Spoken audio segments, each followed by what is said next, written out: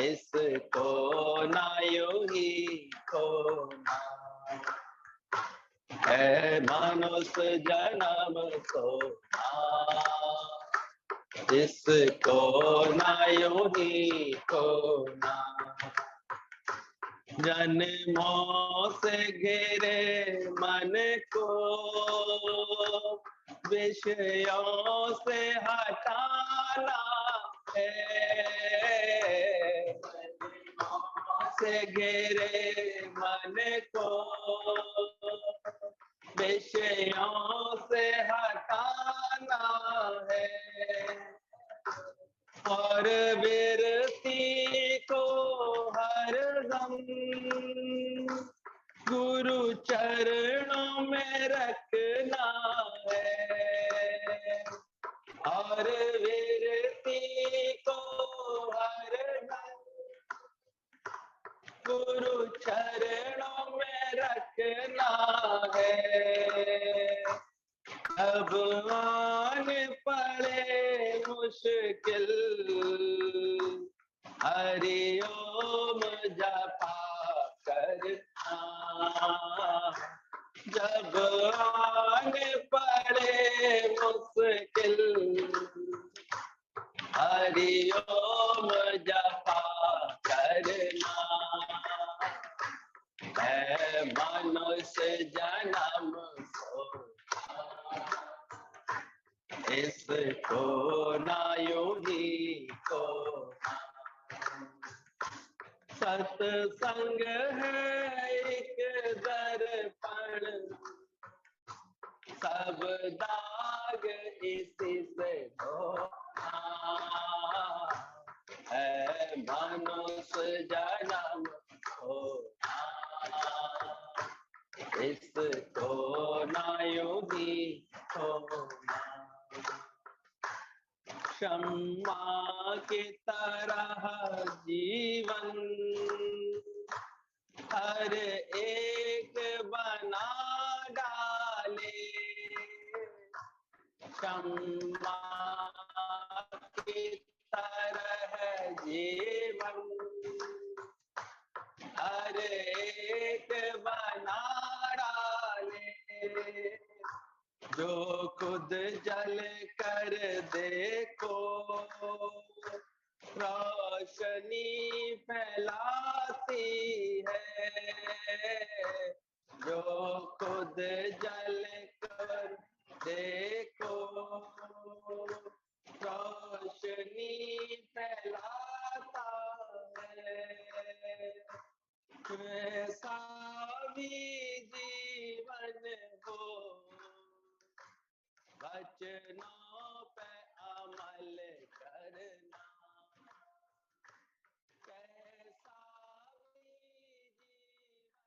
क्यों उसका भी पूरा कारण बता दिया। अरे लड़की हुई है, ऐसे शुरू से बोल बोल के उसके दिमाग में देखा करो घर घर में। अब तो खैर वातावरण बदलता है धीरे धीरे, लेकिन शुरू से ऐसे कमजोर बना बना करके, अरे तू क्या करेगी, तू तो लड़की है, तुम कैसे अकेले जा सकती हो, तुम कैसे कर सकती हो, तुम क्या करोगी पढ़ के, तुम क्या बाहर जाके करोगी, तुम ऐसे करके क्या करोगी। तो बेचारे कमजोर पड़ जाते हैं और लड़के को शुरू से मौका दे देते हैं। लड़के भी आएगा तो माता पिता उसका सहयोग करेंगे। तो एक समझ है, इसकी वजह से जो है ये गलत जो है गलत भाव रहता है लोगों के अंदर। इसके लिए ऐसा हो जाता है कि प्राय लड़कियां और स्त्रियां कमजोरी को प्राप्त हो जाती है और पुरुष जो है थोड़े से ब्रूटल हो गए, अत्याचारी और हो जाते हैं। फिर शुरू से उनका अहंकार पुष्ट किया जाता है तो अहंकार उनको और कभी कभी क्रूर बना देता है। फिर तो वो सहज मर्यादाएं भी भूल जाते हैं। बहुत उटपटांग बोलना, गलत चलना, फिर अपनी कमियों को गलतियों को फिर क्रोध करके छुपाना, ये भी उनके अंदर आ जाता है। पीके भी आएंगे, उल्टा तुम पर क्रोध भी करेंगे। पीके गलती करके तुम आया, साले में दो लपाटे लगाओ, मार के बैठा दो कोने में, और वो पीके आएगा गुर्राएगा और, क्योंकि तुम्हारी शक्तियां ऐसी हो गई, कमजोर पड़ गई। गलती करके आया ना, पी के आया है। घर में नशाबाजी करने का जगह होती घर पे, करे, निकालो साले घर से तो ठीक हो जाए बुद्धि उसकी 4 दिन में। और सब समाज और माँ बाप आ जाएंगे, अरे ये क्या कर रही है, बहू तो बहुत ऐसी आई है। लेकिन अगर जो वास्तव में अपनी शक्ति में खड़े हो जाते हैं ना, फिर बुद्धि ठीक हो जाती है, फिर समझ हो जाती है। स्त्रियों के हाथ में दिया नहीं, करोड़पति थोड़ी बन जाए, भले भागते हैं, कहाँ बन पाते हैं कुछ। तो उसका मतलब भागना व्यर्थ है ना। लगभग सभी लगे रहते हैं, पर ये भूल जाते हैं मिलता वही है जो प्रारब्ध है हमारे, मिलेगा वही जो हक हिसाब है। फिर भी मन कितना खराब करते हैं, फिर भी कैसे कैसे खोटे कर्म कर लेते हैं, कैसे खराब कर्म कर लेते हैं। तो गुरु जी के यहाँ बहुत बड़े बड़े मेले लगते जैसे होते थे, तो वहां भी ऐसे 2-4 आ जाते थे। आती थी उसमें वैसे महिलाएं होती होंगी ज्यादातर, किसी के भी पर्स में से पैसे निकाल लिए। कभी कभी यहाँ भी ऐसी घटना सुनते हैं। मैंने कहा भैया हैरान है, इतनी अच्छी जगह आकर के ऐसी अच्छी बातें सुन करके भी उनका मन इतनी नीच हरकत कर ले जाता है, उनकी आदतें ऐसी होती हैं। मौका मिला किसी का मोबाइल ले लिया, मौका मिला किसी के पैसे निकाल लिए। तो ये बहुत चोरी जैसी घृणित कार्य है। लेकिन जब अंदर में लोभ होता है, अंदर में बहुत ऐसे गलत स्वभाव संस्कार पड़े होते हैं, तो ऐसे कर्म करने में भी आदमी को देर नहीं लगती, कर ले आता है। तो ये लोभ, ये माया की चाहना कैसे कैसे खोटे कर्म करा देती है। माया की चाहे तुमसे गलत कर्म कराती रहती है। तो इतना कीमती मनुष्य जन्म है, इसमें विवेक वैराग्य विचार है, हर एक इसको उत्तम बना सकता है, पर बना नहीं पाता। चाहे तो विवेक को जागृत करे अपने अंदर, सही वैराग्य वृत्ति रखे अपने अंदर में, और सही विचार करे, तो इसी से अवतार भी प्रकट होगा, इसी मनुष्य जन्म से। राम को देखो, कृष्ण को देखो, बुद्ध को देखो, नानक को देखो, गौतम को देखो, ये भी पुरुष हैं, तो सबकी थोड़ी अवहेलना की जाए। लेकिन इसके अलावा जब इसका सही उपयोग नहीं करते, भोगवती में आ जाते हैं वैरागी की जगह, विवेक सोया रहता है और अंदर में विचार कलुषित होते हैं, खराब होते हैं, तो कितनी गिरावटें होती हैं, कितने खराब कर्म होते हैं, कैसे खोटे कर्म होते रहते हैं इंसान। फिर तो इतना मैं मेरा ही उसके दिमाग में आ जाता है कि हर जगह झगड़ा, हर जगह झगड़ा, हर एक से झगड़ा, यही बन जाता है। तो चाहे तो अच्छा भी तो बना सकते थे, सीढ़ी ऊपर चढ़ने के लिए भी तो मिली हुई है। नीचे मनुष्य जन्म मिला, ऊपर चढ़ने के लिए, ऊपर उठो, बढ़ो आगे, इसके लिए मिला है तुमको, अच्छा कर सकते हो। इसलिए गुरु मिलता है, एक एक को सही ताकत देता है, सही शक्ति देता है। हिम्मत रख के चलो, कमजोर नहीं महसूस करो अपने को किसी भी जगह से। इसलिए मूल में हमारे वो आत्म तत्व डालता है, ज्ञान डालता है कि तू आत्म स्वरूप है, तू आनंद स्वरूप है, तू मुक्त स्वरूप है। पर तुम्हारी जो गलत धारणा है, विवेक जागृत नहीं हुआ है, तो फिर अपने को गंदा वंदा नीच पापी मान लेते हो, फिर अपने को देह मान लेते हो, फिर अपने को कहीं अरे हम तो शरीर से कमजोर हैं, हम तो इससे धन से कमजोर हैं, हम तो इससे कमजोर हैं। कमजोरी के कारण ऐसे ऐसे गलत ख्याल रहते हैं अंदर में। और कमजोरी का भाव ही दूसरों को शासन करने के लिए प्रेरित कर देता है। तुम बन जाते हो कमजोर अंदर से, तो फिर जिसको मौका लगता है वो शासन सा करता है, तो जिसकी लाठी उसकी भैंस होने लगती है। गुरु के दर पर आकर के सभी को शक्तियां मिलती हैं, हम देखते हैं धीरे धीरे, हिम्मत मिलती है अंदर से। देख लो दुनिया का है क्या नजारा, जो ही मोह में मरते रहते हैं, करते रहते हैं, दूसरा अपनी मनमानी करने में चूकेगा क्या? आप देख लो, किसी को पूरे पूरे कितनी सेवा भी कर लेना, कुछ भी कर लेना, पर अगर वो आ जाएगा 2 मिनट में, हमें खाना नहीं देते, हमें ये नहीं करते, ऐसे दोष लगाने में देर लगती है। हम देखते हैं सत्संगी भले ही भले समझ से चलते हैं, प्रेम से सेवा करते हैं, फिर भी देखो उनके सत्संग आने पर भी इतने फजीते बहुत से लोग करते हैं, क्योंकि वो ने पता है, ना डराएंगे तो डर जाएंगी, नहीं तो कुछ बोलेंगे तो घबरा जाएंगी। और जब तुम ये सब बातों से ऊपर उठ जाते हो, ठीक है, अपने बुद्धि विवेक से हमको जो ठीक लग रहा है वो हम करते हैं। बाकी ये थोड़ी कोई अपने को बेच दिया है कहीं, गुलाम थोड़ी बनना है किसी। हम देखते थोड़ा सा भी वो अपने हिसाब से चलते हैं तो बड़ा तिल मिलाता है फिर पुरुष वर्ग, कहता है ऐसे कैसे कर सकती है, इसे तो मेरी बहू बन के ही रहना था, हमारी आज्ञा में ही चलना था, हमारे से चलना था, नहीं चलना चाह रही, क्या कर लोगे बताओ, परेशानी तो हो रहा, फिर परेशान होते। पहले ही अगर हक हिसाब से चलें, हम विवेक से चलें, वैराग्य वृत्ति से चलें, बुद्धिमानी से चलें, तो चीजें अच्छी हो जाती है। बाकी फिर हम देखते हैं झगड़े तैयार हो जाते हैं दुनिया में, लड़ाइयां रहती हैं हमेशा मन के अंदर। तो इतना कीमती मनुष्य जन्म है, इसको संवारो, जो गुरु से मिला है विवेक उससे संवारो, रोज इतनी ज्ञान ध्यान की वैराग्य की बातें गुरु बताता है उससे संवारो। आज राम का इतना ऊंचा आदर्श कैसे बना, विवेक जागृत हुआ था गुरु की कृपा से, सहज वैराग्य वृत्ति थी कि उसका मन बाहर कहीं सुख मानता ही नहीं था, ना धन में कोई सुख लगा, ना किसी बात में कोई सुख लगा ही नहीं उनको कहीं अंदर से, तो बन गई वृत्ति इतनी अच्छी। तुम तो झगड़ भी लोगे, लड़ भी लोगे, बदल नहीं पाओगे किसी को, क्योंकि वो तरीका आता ही नहीं है, बदला कैसे जाता है, वो समझ आती नहीं। इसलिए गुरु के दर पर कोई आके बैठता है, तब गुरु उसको बदलवा देता है, सही आत्मिक प्रेम भी देता है, समझ भी देता है, प्रहार भी करता है गुरु, ऐसे थोड़ी नहीं तोड़ता है, हमारी गलत आदतों को, हमारे स्वभाव संस्कारों पर चोट भी पड़ती है। तो हर एक इसको उत्तम नहीं बनाता है। मनुष्य होकर अपने को ना जानकर समय गंवा रहा है। मनुष्य जन्म लोहे की तरह है और देवी देवता चांदी की तरह।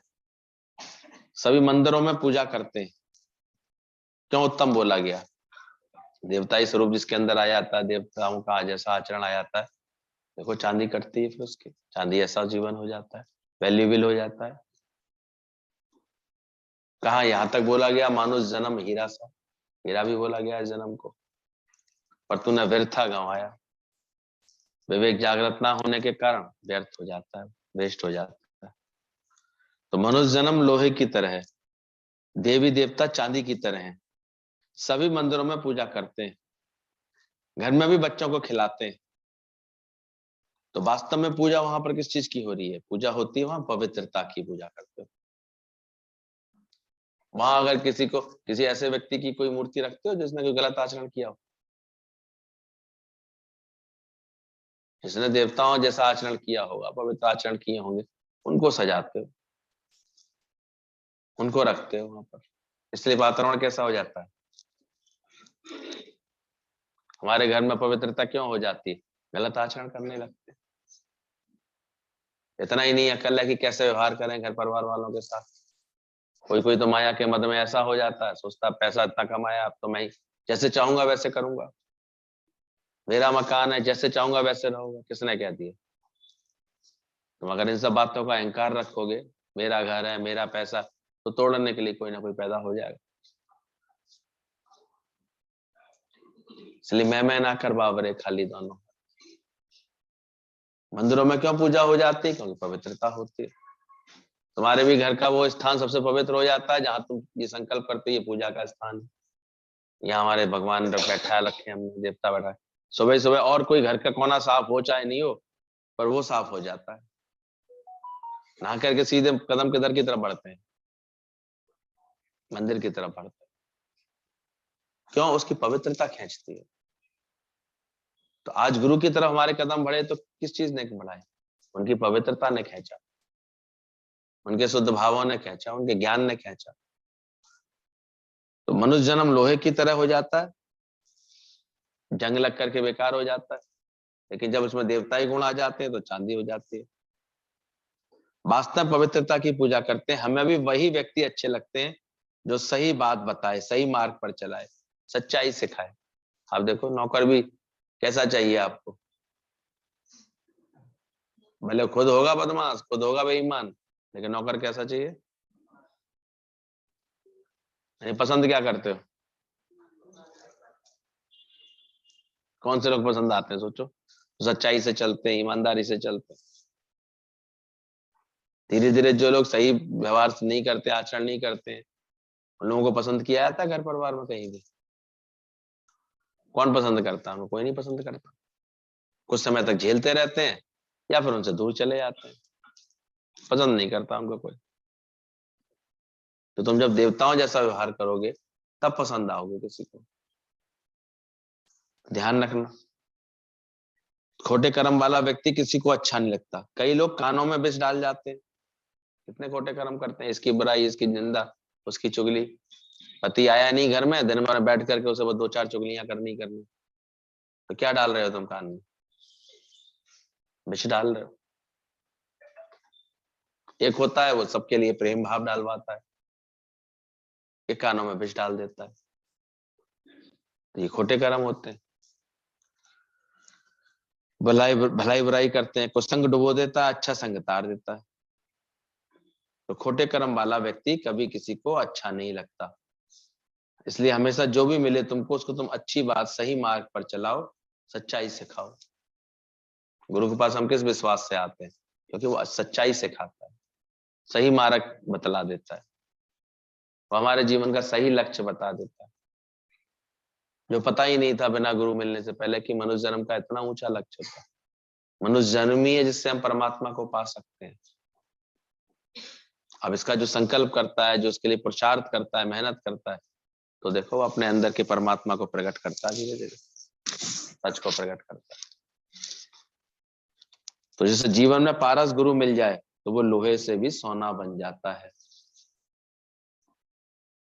देवी देवता तो फिर भी चांदी तक है जीवन, लेकिन लोहे समान मनुष्य का जीवन जब गुरु के संपर्क में आ जाता है तो वो कैसा बन जाता है। इसलिए संत में और पारस में ये समानता बोली गई है। जैसे वो लोहे को कंचन करता है, तो इधर गुरु भी हमारे जीवन को क्या बनाना चाहता है? सोने जैसा, सोने जैसी कीमत वाला, अच्छा, शुद्ध, एकदम भगवान जैसा। संत करे आप समान, संत ना होते जगत में तो जल मरता संसार। वो बड़े भाग्यशाली हैं जिन्हें ऐसे संत मिल जाते हैं। उनसे मिलकर अंदर की कलुषता दूर हो जाती है। बाहर से नहीं झुको पर अंदर से झुको। गुरु के आगे भी झुकते हैं, पैर पकड़ते हैं, पर मैं करते हैं, ये गुरु को पसंद नहीं आता। यहाँ पर झुकाया है गुरु ने, अंदर से झुकाया, अंदर से तुम्हारी मैं मिटे। दादा की बहू भी ऐसे रूठी थी। आ जाता है घर परिवार में कोई बात, कोई अलग प्रकृति से बच्चे आते हैं, शादी होने के बाद कुछ समय तक उनकी वृत्तियां अलग ही रहती हैं, नहीं जल्दी स्वीकार कर पाते हैं घर की हर बात को।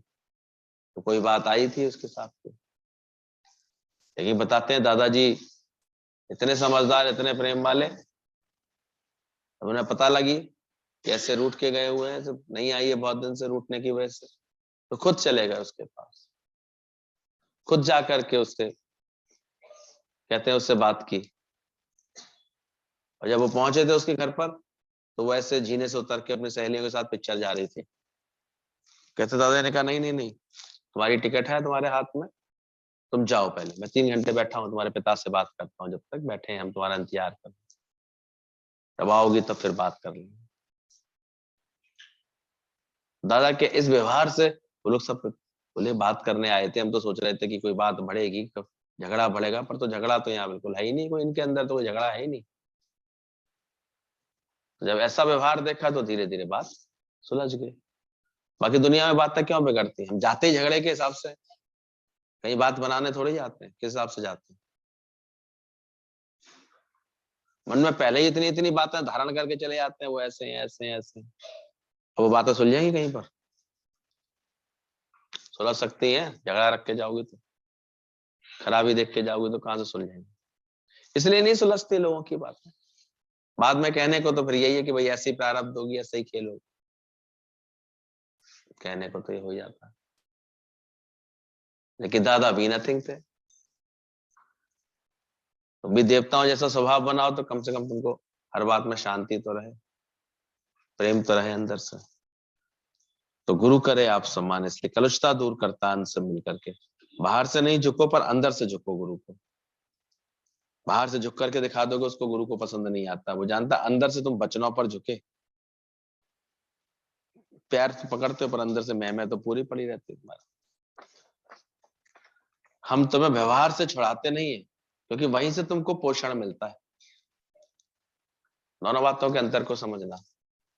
गुरु मुक्त करके बैठालता है तुमको, लेकिन बाहर के व्यवहारों से छुड़ाता नहीं है। वो जानता है जहां तुम्हारी प्रारब्ध है वहीं से तुमको पोषण मिल रहा है, वहीं से तुमको ऐसे पोषित किए जाओगे। जैसे कमल को कीचड़ से भी पोषण मिलता है।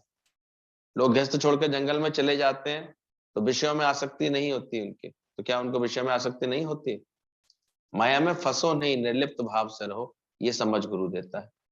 मनुष्य जन्म ना होना, होना या ना होना व्यर्थ चला जाता है। जहां बैठे हैं संसार वाले अपनी ओर खींचेंगे जरूर, हमें आकर्षित नहीं होना है।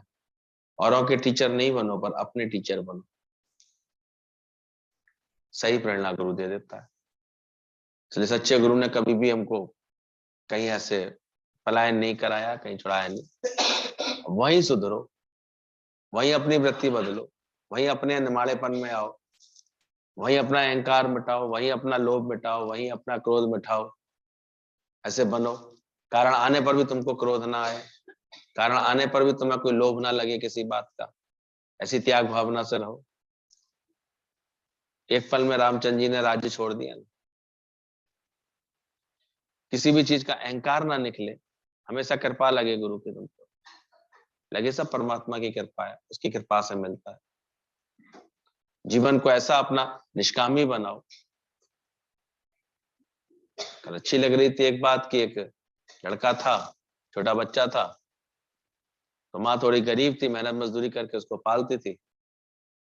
तो माँ मजदूरी करने जाती थी तो शहर में मेला लगा हुआ था, तो वो जिद पकड़ा हुआ था, माँ मुझे ढोल चाहिए, माँ मुझे ढोल चाहिए। देखा आया था किसी का ढोल बजता ऐसे बजाते हुए, बच्चों खेलते हुए, तो लगा मुझे भी चाहिए। तो माँ ने कहा ले आऊंगी तेरे लिए, ले आऊंगी। पैसे बचे नहीं माँ के पास, इतने होते ही नहीं थे पहले। खाने पीने की चीजें खरीदती थी वो, जो भी पैसा कमाती थी, तो बचा ही नहीं उसके पास। रास्ते में उसे एक डंडी मिली, लकड़ी का टुकड़ा मिला, वो लेके आ गई, वो उठा करके। अब कुछ तो लेके चलूं बेटे के लिए। होशियार थी माँ, कहती ये ले। बोले ये क्या है? बोले देख ढोल की डंडी ले आई हूँ, अगली बार ढोल लेकर आऊंगी, इससे तू ढोल बजाया करना। लकड़ी भी तो चाहिए। बोले हाँ। बहल गया, बच्चा था, बहल गया। और लड़का था बड़ा होशियार, वो भी बहुत प्यार वाला था, माँ के साथ निष्कामी हो गया था। वो डंडी लेके ऐसे खूब घुमाते हुए डम डम करता हुआ जा रहा था। इतने में उसने देखा कि एक बूढ़ी अम्मा चूल्हा फूंक रही थी। कंडे गीले थे तो वो जल नहीं रहे थे उसके, तो बार बार फूंक मार मार के कर रही थी। बोले अम्मा क्यों परेशान हो? बोले क्या करूं, भूख लग रही है मेरे को, मेरे बच्चे को, मैं खाना नहीं बना पा रही हूँ, मैं क्या करूं? सब तैयार है, आटा मड़ा रखा है, लेकिन ये आग ही नहीं जल रही है। बोले जल, तो क्यों परेशान हो रही? लो ये मेरी लकड़ी लो, ये लकड़ी ले लो, आप उसे जला लो। उसने वो लकड़ी जलने के लिए दे दी। अम्मा ने अच्छे से खाना बना लिया। खाना बना लिया तो रोटी सिक गई अच्छे से, खिलाई उसने। जबरदस्ती उसको भी रोटी दे दी कि नहीं, रोटी तो खा जा, तो रोटी तो खा जा, लकड़ी दी है तूने, कुछ तो खाया। तो रोटी लेके वो चल दिया। रोटी देके चल दिया तो आगे एक कुम्हारिन थी, तो वो बेचारी बर्तन बना रही थी, एकाग्रता से बना ही नहीं पा रही थी। बच्चा वहां रो रहा था उसका बगल में। बोले क्या हुआ, बच्चा क्यों रो रहा है? बोले भूखा है, मैं क्या करूं, पहले बर्तन बनाऊं, भी बेच के आऊं, तब इसको कुछ खाने को दूं। बोले इसे तो बहुत टाइम लगेगा, लो ये रोटी इसको खिला दो। उसने वो रोटी उसको दे दी, और उसने रोटी खा ली अच्छे से। बच्चे को रोटी खिला दी, रोटी खिला दी। अब वो इतनी खुश हो गई कि तूने ऐसे रोटी खिलाई है तो ये ले, मटका तू ले जा मेरी तरफ से, उसको अपने काम में लेना। ठीक है, मटका मिल गया, मटका लेके चल दिया वो। मटका लेके चला तो आगे एक धोबिन थी। अब वो धोबिन जो है लड़ रही थी, किसी ने उसका मटका तोड़ दिया था। बोले शराब पी के आया, तूने मेरा मटका तोड़ दिया, अब मैं कपड़े किस में धोऊंगी, किस में भिगोऊंगी, किस में करूंगी, बड़ी परेशान थी। बोले अम्मा परेशान मत हो, ये ले मेरा मटका, तू रख ले, मटके की जरूरत है, ये रखा है देखते। बड़ी खुश हो गई उससे। उसने एक पुराना कपड़ा कोट निकाल करके उसको दे दिया, मेरी तरफ से तू ये ले जा। अब कोट लेके बोले आराम से जा रहा था कि आगे एक व्यक्ति दिया, रास्ते में व्यक्ति दिखा, नंग धड़ंग सा बैठा हुआ था। बोले मैं कौन हो भाई तुम, क्या हो गया तुमको? बोले मैं हूं तो बहुत बड़ा व्यापारी, घोड़े का व्यापारी हूँ, लेकिन रास्ते में ऐसी घटना घट गई, कुछ बदमाशों ने पकड़ लिया, लूट लिया मुझे, सब ले गए मेरा, कपड़े तक नहीं छोड़े मेरे, मेरा कुर्ता भी उतरवा के ले गए। बोला परेशान मत हो भैया, तुम लो ये लो कोट पहनो, तुम ये कपड़ा पहन लो। कपड़ा मिला तो उसकी इज्जत ढकी थोड़ी सी, आया बड़ा खुश हुआ, बोला चलो मेरे संग में तुम्हें कुछ दूंगा। उसने घोड़े का व्यापारी था, घोड़ा उसको दिया, ये घोड़ा लेके जाओ। अब घोड़ा मिल गया उसे, अब घोड़े की सवारी करता हुआ जा रहा था आराम से।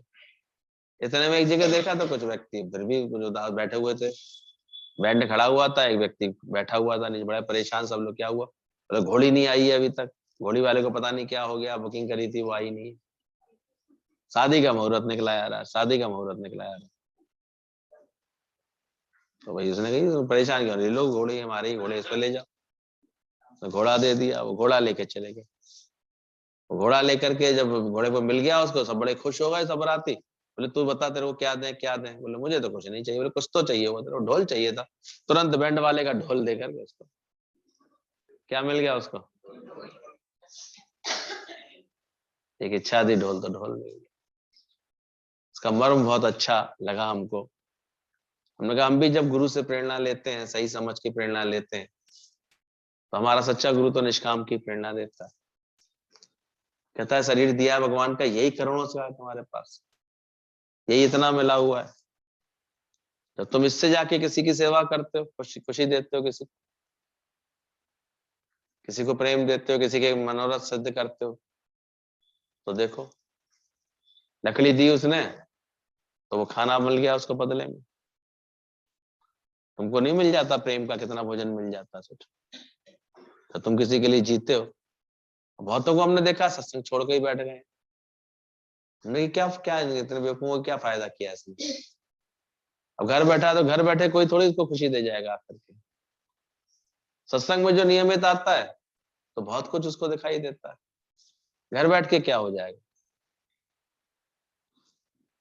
तो नियम से आते रहते हैं तो उसे मिलता रहता है। उसको रोटी मिल गई, हम भी देखते हैं कैसे सारे हमारे मन को ज्ञान का भोजन कहाँ आके मिलता है, सत्संग में आके मिलता है। मनोबल अच्छा होता है, हुष्ट पुष्ट होते हैं। आगे गया तो जब उसने फिर और खुशी बढ़ी तो उसने और सेवा की, सेवा करी तो उसने अब रोटी भी दे दी उसको। तो हमें गुरु की कृपा से बहुत कुछ मिलता है, तन मन धन अच्छा हो जाता है, तो हम जाके और किसी को सुख देते हैं, खुशियां बांटते हैं। घर बैठ के सोचते रहने से प्रॉब्लम खत्म हो जाएंगे क्या, बताओ? उलझे उलझे खामा खा बैठा लेते हो अपने को घर में। और अधिक निकलना चाहिए, कोई बात है कोई, वो खत्म ही सत्संग से होगी। मन बदलेगा ही सत्संग में बैठ करके, सुधरेगा ही ज्ञान समझ करके, और कोई तरीका भी तो नहीं है इसके पास। जो गुरु की बात मानते रहते हैं, लगाते रहते हैं, फिर खुशियां बांटते रहते हैं, प्रेम बांटते रहते हैं, तो देखो कैसे उसको फिर धीरे धीरे कोट भी मिल गया, घोड़ा भी मिल गया, लेकिन वो देता चला गया, कुछ भी अपना नहीं बनाया उसने। जो कुछ उसे मिलता है ईश्वरी कृपा से, वो क्या करता उसने?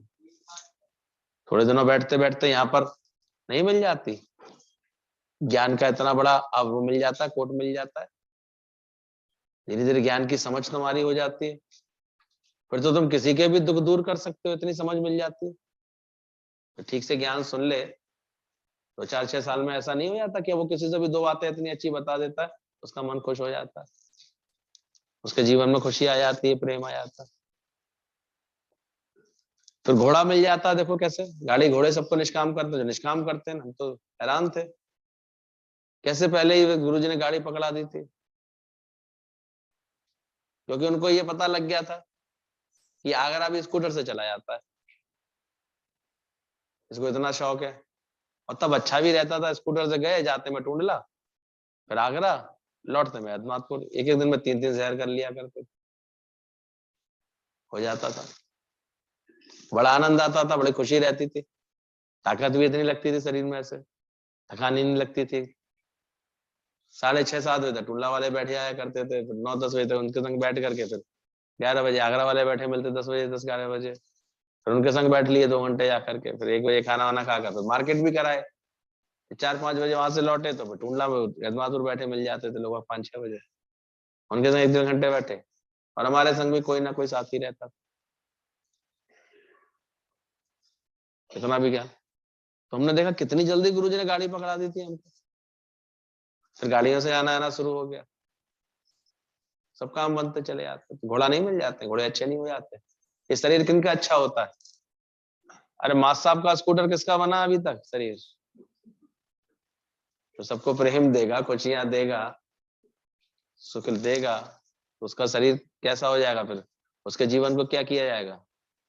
पहचाना नहीं जाएगा? सब प्रेम नहीं करेंगे क्या उसको? सब खुशियां नहीं देंगे? आज देखते हैं कैसे किसी की भी खुशी, कल हम उसके भाव को देख रहे थे, क्या था? बचपन से आता था तो बहुत अल्लड़ और चंचल बुद्धि का बच्चा, लेकिन धीरे धीरे हमने देखा उसने आता रहा, श्रद्धा भक्ति, उसके अंदर की श्रद्धा भक्ति होती है, वो कार्य करती है।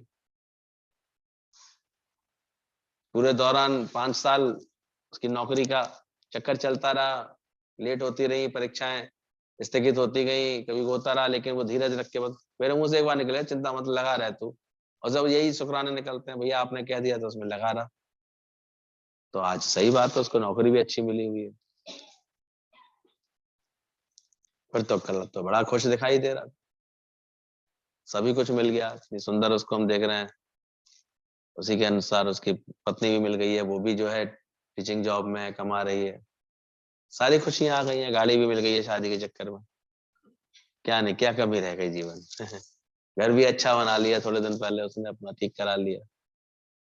जब आदमी के पास धीरे धीरे आता है, और कहाँ हम देखते थे 3-4 हजार की जॉब उसके पिताजी करते थे, उसकी माँ भागती रहती थी, वो भी कितनी सेवा में रहती थी, आशा की ड्यूटी थी, थोड़ा उसमें हॉस्पिटल में ड्यूटियां मिलती रहती थी, वो करती रहती थी, होशियार थी बस। ये मन की होशियारी, कभी मन मन खराब करके नहीं बैठते थे। वो तो मुझे बहुत ही खराब है, मन खराब करके बैठे रहते हैं। कौन सा फायदा कर लिया तुमने? उससे फायदा क्या हो रहा था? क्यों नुकसान कर रहे हो खामखा? अरे जैसे भी हाथ पैर मारो कुछ तो निकलेगा,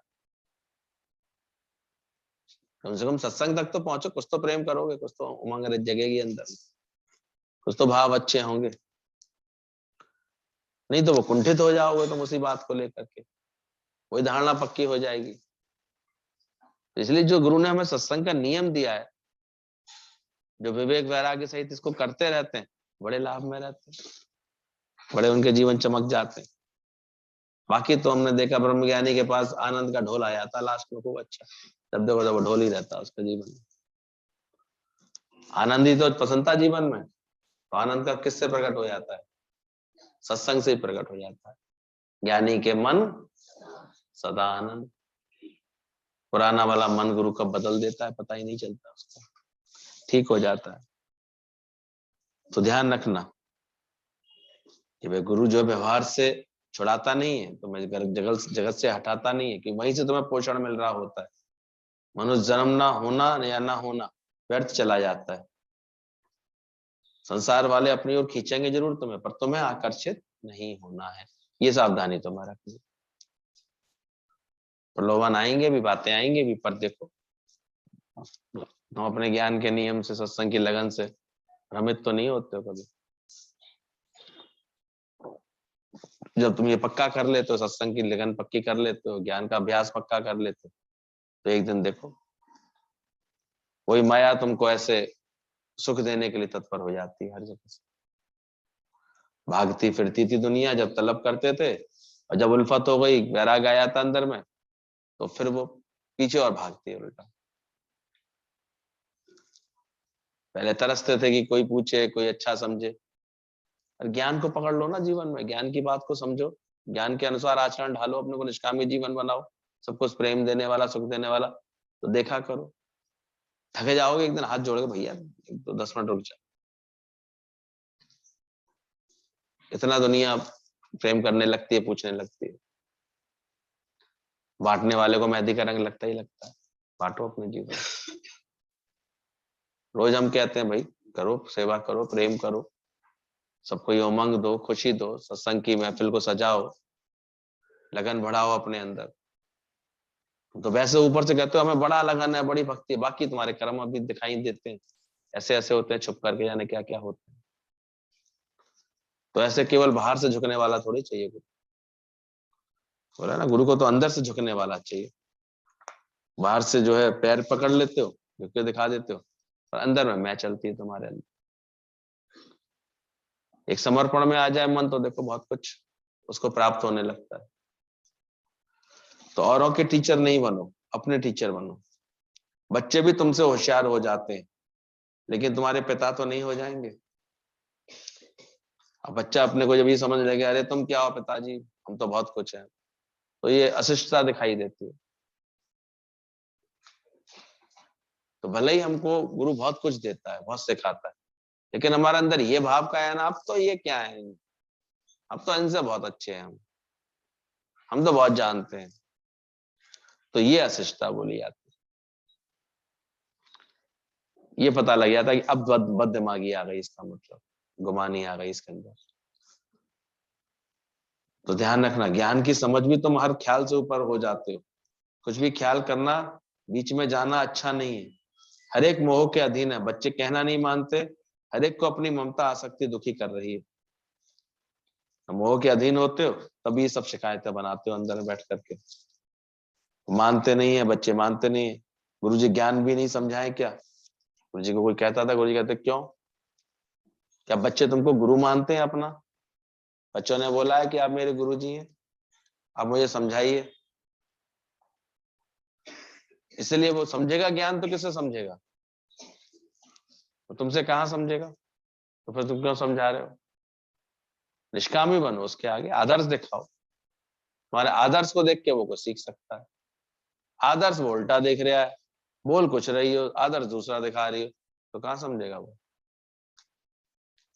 तो इसलिए हमेशा बहुत सावधान रहना पड़ता है। ज्ञान की समझ से तुम हर ख्याल से ऊपर हो जाओ। तुम कहते हो बच्चे कहना नहीं मानते, हर एक को अपनी ममता आसक्ति दुखी कर रही होती है। तुम ज्ञान से 2 रोटी खा करके मस्त हो जाओ, पहले ये तो दिखाओ अपना आचरण। बच्चे देखे, देखो कितने अचाह हैं, कितने निरीक्षा हैं, कैसे ये अपने ज्ञान की मस्ती में रहते हैं। तुम तो कहते हो बच्चे नहीं समझते, समझ का फर्क हो गया है।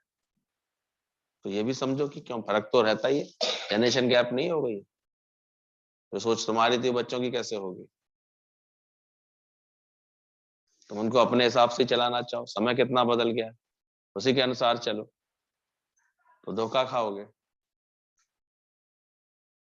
और यही जो छोटी छोटी चाहनाएं होती हैं, ये मनुष्य को उल्टा उल्टा करके बैठी, अटका करके बैठी। तुम कहते हो बच्चे तुम्हें माँ समझते हैं, माँ बाप समझते, वो तुमसे थोड़ी ज्ञान सुनेंगे। जितने तुम आए हो उतने ही बन जाओ। खलकत बन गई पर तैयार नहीं कर पाते। तुम ब्रह्मा तो बन गए और विष्णु शिव नहीं बन पाते। इनको नाम सुनाते हो, ज्ञान सुनाते हो, उसे पूरा समय देना पड़ेगा, ध्यान रखना। जिनको सिखाओगे उनके आगे झुकोगे, झुकोगे नहीं तो काम नहीं चलेगा। संत ने बोला सच्चे शिष्य को बनाने के लिए तुम्हें पहले मरना पड़ेगा। तुम गुरु के आगे तो झुक जाओगे और शिष्यों के आगे नहीं झुकोगे। तुम सुनने नहीं जाओ, सीखने सीखने जाओ, सबके आगे झुकना पड़ेगा, ध्यान रखो। इसलिए बहुत जल्दी गुरु बनना तो आसान होता है, फिर वहां सब झंझट होते रहते हैं, झगड़े होते रहते हैं। ये भूल जाते हो किसी को बनाने के लिए तुमको भी क्या करना पड़ेगा, उसके आगे मरना पड़ेगा। कुछ बन करके तुम किसी को कुछ नहीं सिखा सकते। इसलिए पर जीवन भर ऐसे परेशान होते रहते हैं, सुनते नहीं है, मानते नहीं है, कब सुधरेंगे, कब बदलेंगे। तुम मरे नहीं हो, खत्म बात। तुम मर जाते तो वो सीख जाते। यानी मिटना पड़ता, अपने अहंकार को तो मिटाना पड़ेगा। जब संगत देख रही, सीखने वाले देख रहे, इन्हीं के अंदर अहंकार है इतना सारा, तो क्या सीखेंगे? सोचो, तुम सिखा पाते हो अहंकार से रहित होकर के? और प्रेम करना पड़ता है। हम जाएं, सुनाया है सत्संग हमने, उसके बाद कोई संभाल है तुम्हारी, कोई देखभाल है? मिटोगे जिनको ज्ञान सुनाने जाते हो, सेवा तो बहुत जल्दी लेना चाहते हो, फिर मिटोगे उनके आगे? कोई उनका केस पूरा करोगे? समय देना पड़ेगा, फिर उनको प्रेम देना पड़ेगा। तुम्हें तो जाना अच्छा है, तुम्हारे घर में अचानक वो आएंगे, तुम बैठा पाओगे? तुमने अपने घर का आचरण पहले ठीक किया है? ये सब बातें भी समझनी पड़ती है। ऐसा ही थोड़ी होता है केवल तो ज्ञान के बाद समझना, तुम गुरु के आगे तो झुक जाओगे और शिष्यों के आगे नहीं झुक पाओगे। फिर गुरु तो बड़ा होता है, उसके आगे झुक भी जाते हैं। पर अगर तुम्हें सिखाने का शौक है तो शिष्यों के आगे भी क्या करना पड़ेगा, झुकना पड़ेगा। तुम सुनने नहीं जाओ, सीखने जाओ। इसलिए हमेशा सबके लिए यही एक सबक है कि सुनने नहीं जाओ, गुरु के दर पर भी क्यों जाओ, कुछ सीखने जाओ। सबक सबके आगे झुकना पहले सीखो। कृष्ण ने अंतिम भोज के बाद सबके पैर छुए, बोला आज तक मैं ही झुका हूं। चाइना वाले एक बच्चा पैदा करते हैं, लेकिन वो मेहनती बहुत होते हैं। तुम भी भीड़ मत बढ़ाओ, किसी एक को बनाओ, पूरा बनाओ। बहुत इस बात की सही समझ देते थे। अभी कभी कभी लगता है सत्संग में भीड़ तो बहुत हो जाती है, लेकिन बने हुए जीवन नहीं दिखाई देते। कि कोई प्रेम में ऐसे भगा हुआ दिखाई दे, कोई आपस में इतना अच्छा सहयोग करता दिखाई दे, कोई सबके ऐसे सुख दुख को बांटता दिखाई दे, कोई खुशियां ऐसे भाव से कई कार्य करता दिखाई दे। जो भाव से करता है तो देखो थोड़े समय के लिए अच्छा लगता है। तो ध्यान रखना, एक बच्चा पैदा करो, लेकिन वो भी मेहनती इतने होते हैं। तुम भी भीड़ मत बढ़ाओ, किसी एक को बनाओ, पूरा बनाओ। गुरु के चरणों में बैठ करके सीखना जल्दी आ जाता है, फिर भटकने की आदत बन जाती है, फिर भटकता है मन। यहाँ की ये बात तो बड़ी जल्दी सुन के वो गुरु तो रोज कहता है ना, हम भी सत्संग करें तो सही है तो करें। गुरु ने तो पहले ही दिन बोल दिया, मानना मान तू है भगवान। अब हम भी कोई भगवान से, अरे भगवान जैसे भी लक्षण तो आए पहले तुम्हारे अंदर। 2-2 मिनट में तो मनमुटाव होता है, 2-2 मिनट में तो किसी के आगे तुम अपना तन मन धन कोई अर्पण कर नहीं पाते, तो कहने से भगवान हो गए क्या? केवल गुरु ने बोल दिया मान ना मान तू है भगवान तो हो गए? वो लक्षण प्रकट तो करो पहले गुरु के संग बैठ करके। मैं तो मिटाओ अपनी, 3 थप्पड़ तो खा लो पहले गुरु से। जब गुरु देख ले कि हाँ तन इसका किसके लिए और धन किसके लिए और मन अभी किसके लिए, कि केवल सुनने मात्र से हो गए भगवान। गुरु तो पहले दिन उदार है, बोल देगा मान ना मान तू है भगवान, तू आत्म स्वरूप है। पर आत्मा के लक्षण तो आए अंदर में। सारे समय स्वार्थ भरे पड़े रहते हैं अंदर में, मन चलते रहते हैं हर समय, तो फिर कहाँ आत्मा आई अंदर समय। इसलिए एक लंबे समय तक जब गुरु के अंडर में जीवन पलता है और इतने प्रेम के साथ, वो भी कुछ बनने के भाव से नहीं, मिटने के भाव से, तब कहीं जाके थोड़ा सा असर उसके ऊपर ज्ञान का चढ़ता है। इस बात को समझना। ये कोई मजाक, गुरु जी बहुत इन सब बातों पे बाद में समझाते थे। बोले तुम लोगों ने समझा क्या है? नहीं तो फिर यही स्थिति होती है, गुरु के चरणों में बैठ करके सीख तो जल्दी लेते हैं, कहते सत्संग तो बड़ा आसान लगता है, फिर भटके जाते हैं उनके मन। तो गुरु के पास बैठ करके सीखो। एक बचन मोरे प्राण बसत है। हर समय अनुकूलता पसंद करते हो, और भी प्रतिकूलता आ जाए, अपने लिए अपनों को तपाओ। सोना तपकर ही शेप बनाता है। से लंबे समय तक अगर गुरु के आगे बैठ करके सीखना पड़े और तपना पड़े, तो तपाना चाहिए अपने आप को। और तपने में देखो अंदर की आसक्तियां इतनी आसानी से थोड़ी निकलती। अभी तो हम देखते हैं ये खुद संकल्प ही नहीं होते कि पहले हमारे बंधन छूटे।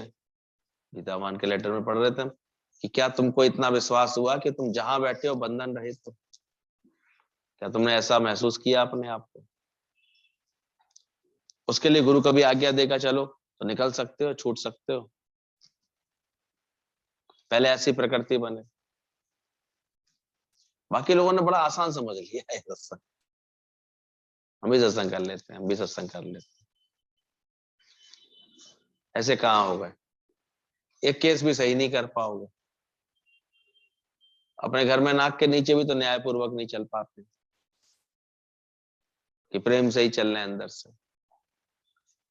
ठीक है, ये गुरु ने प्रोसेस दिया है, आप जब और निष्कामी बनो, कार्य करते चलो, लेकिन कभी इस गुमान को मत आने देना अंदर से। अंत तक गुरु से निभ जाए, ये बड़ी बात हो जाती है। और ऐसा मन बना रहना चाहिए, अंत तक मेरा मन गुरु के आगे झुका रहे, नम्रता में रहे, प्रेम में रहे। एक वचन मेरे प्राण बसत है। और मन ऐसा है कि इसे अनुकूलता हर समय पसंद आती है। तपस्या में नहीं रहना चाहता। देखो गुरु भले ही बैठा होगा, उठ के चल देंगे, क्योंकि उनका तो अब तप में बैठा ही नहीं आ रहा। अब इतनी देर शांति से बैठे, अब थोड़ी बैठ पाएंगे, तो तपस्या नहीं कर पाते, मन की तपस्या नहीं कर पाते। कभी कहीं ऐसे कहीं भेजे तो तपस्या नहीं कर पाते। जाने का तो शौक बहुत है, पर देखना शिकायत लेके मनाएगा दो चार, पर तपस्या उसको पसंद आएगी तो हर जगह। ये आसान थोड़ी होता है, हर जगह एक साथ थोड़ी मिलता है। तुम्हें प्रेम करके मेहनत करके अनुकूल बनाना पड़ता है। तो लोगों को कभी प्रेरणा देके बोल के भी देख के बैठ, फिर हमने देखा कहीं भेजा भी दिया, लेकिन वहां तो संभाल नहीं पाए कुछ भी। दो चार बार गई थी वहां पर, कभी फिर उसके बाद साफ संभाल के रही, कुछ ऐसे किया। एक शहर को बनाने के लिए गुरुजी कहते थे, कितने प्राण गुरुजी देते थे, सोचो कितना ध्यान रखते थे हम लोगों का। पहले तो ऐसा प्रेम पैदा कराना जो हम खिंचे खिंचे उनके पास लखनऊ जाते थे, फिर हम लोगों की छोटी छोटी भावनाओं को महसूस करना, फिर दूर करना, पहचानना, फिर कितने लोगों को भेजा करते थे। पहले तो हम लोगों के अंदर लगन पैदा कराई इतनी कि बार बार खेचे, किसी को भेजिए गुरुजी, किसी को भेजिए, किसी को भेजिए। फिर कोई आते थे, फिर उनको, इससे भी गुरुजी बहुत खुश होते थे, कोई भी आ जाए इसके पास तो ये तो बहुत शर्माते रखता है सबको। क्योंकि शुरू से ऐसा अच्छा लगता था, गुरु के दर से हवाएं भी आए उनको नमन करने का मन करता था। गुरु की गली का कुत्ता भी आ जाए ना, तो उसको झुक के सलाम करने का मन करे, ऐसा मन गुरुजी बनाते थे। ऐसा भाव होना चाहिए। तुम्हें इतना समर्पण है ज्ञान के लिए, गुरु के लिए, जो करते हैं वो फिर आगे बढ़ते हैं जीवन में।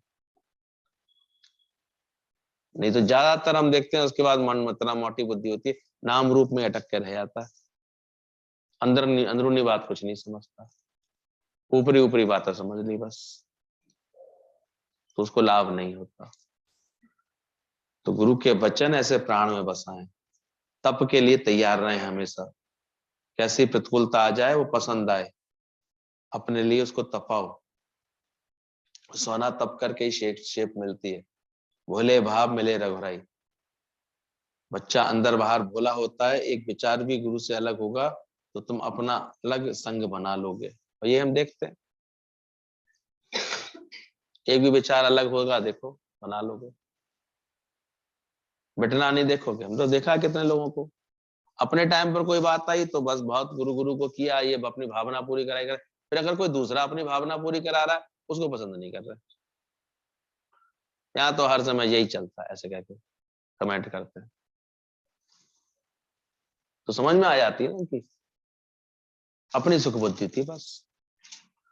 हमने कि पालो जरा गुरु के बच्चे, तब पता लगे तुम्हें कितनी भावनाएं की पूरी करनी पड़ती, कितना प्रेम देना पड़ता है। इसलिए गुरु से मन मिल जाए तो बड़ी बात समझना। तुम विचार मिला करके चलो, नदी सागर से दूर हो जाती है लेकिन पानी एक ही होता है। तुम गुरु से भले दूर रहो पर उसके साथ विचार मिले रहे तुम्हारा। तेरा मनवा मेरा मनवा एक कैसे होए रे। तुम संसार की बातें सुनते हो, मैं अनुभव की बातें करता हूँ।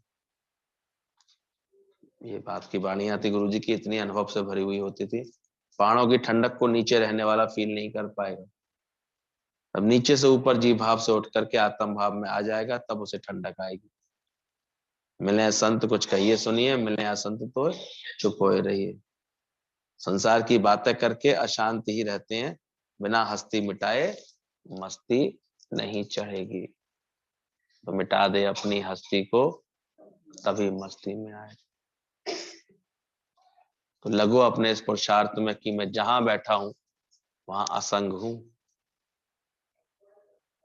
भले कीचड़ से हटाया नहीं, गुरु ने गृहस्थ में ही रखा है हम सबको, वहीं से पोषण है हमारा, लेकिन ज्ञान तो सिखाया कि मैं असंग हूं।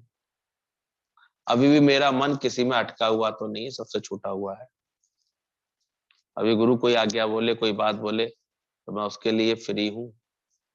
मेरा तन मन धन ज्ञान के कार्य के लिए उपयोगी हुआ है या अभी तक नहीं हुआ है।